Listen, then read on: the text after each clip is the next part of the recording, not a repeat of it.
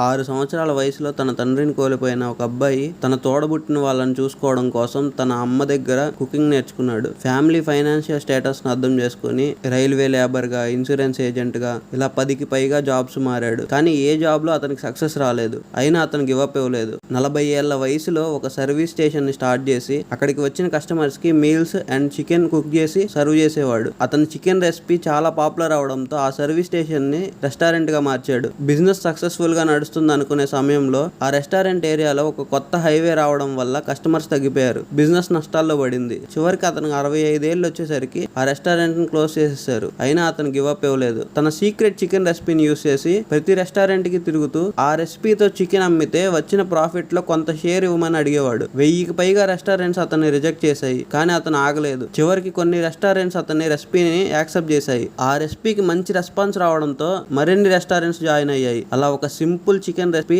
ప్రపంచంలోనే one of the biggest brands గా మారింది. ఆ బిజినెస్ ఏంటి, ఆ వ్యక్తి ఎవరు, గెస్ చేసి కామెంట్స్ లో చెప్పండి. ఈ బిజినెస్ ఫౌండర్ది ఒకటే థీమ్ అనుకుంటా, ఏదైనా ఈ భూమి మీద ఉన్నప్పుడే చేసేయాలా, మళ్ళీ పుడతామా ఏంటి.